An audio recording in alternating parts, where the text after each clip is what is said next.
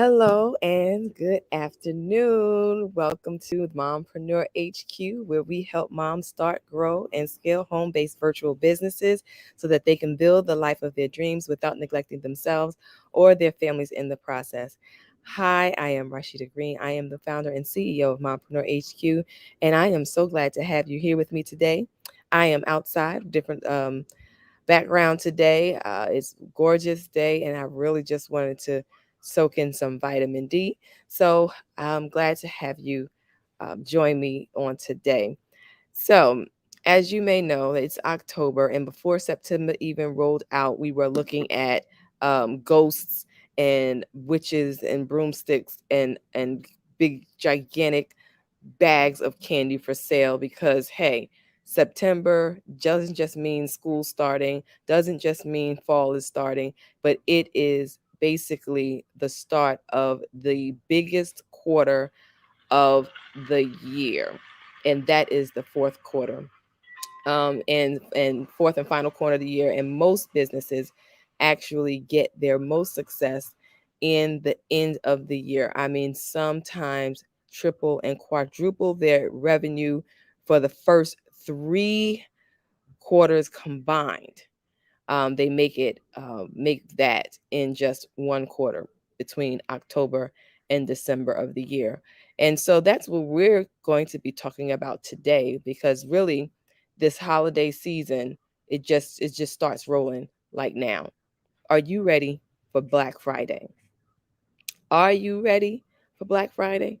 Because Black Friday is like business blow up of the year. That's when everything really starts going for businesses. And so the question I pose to you is, are you ready?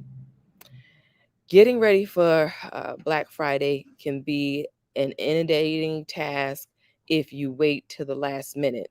So even though I laugh at the fact that September doesn't even finish before we start seeing Halloween and Christmas stuff going up, it's actually interesting that people it's actually important, imperative that people start thinking about, business owners start thinking about Q4 and Black Friday way before November, way before the, what is it, the third Friday or the fourth Friday of November. So, having said that, what are some of the things that you have been doing in preparation for Black Friday? Go ahead and put that in the comments field. Again, if you're here live, go ahead and put hashtag live. If you are here watching on the replay, hashtag replay. And if you are already working on your Black Friday plans, go ahead and let us know in the comments what are some of your ideas for Black Friday. I mean, literally now is the time. Online business is where it's at. It's on and popping, right? So if you are an online business owner, or you're a product owned business owner, or you're a service based business owner, you should already be thinking about what you want to do for Black Friday. What are some of your sales and promotions? Not that you have to put everything on 60% markdown, but what are your sales and promotions that you're doing for Black Friday? In 2019, the statistics looked more like 142.4 billion people shopped on Black Friday. I mean, that's how much money they made on Black Friday, right? Now, look at 2020. People are locked in their homes, ain't got nothing to do but waste time and money.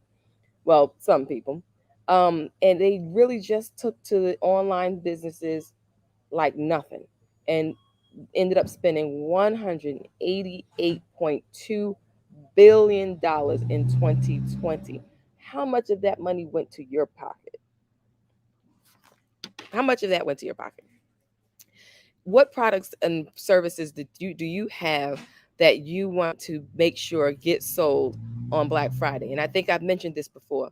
Black Friday is just the tip of, it's not even the tip of the iceberg. It's like climbing up the iceberg, right? You're getting up there with Black Friday, because then after Black Friday you got Small Business Saturday, you got Cyber Monday, you got Giving Tuesday, then you got Christmas, then you got New Year's, and then you just the holidays just start rolling.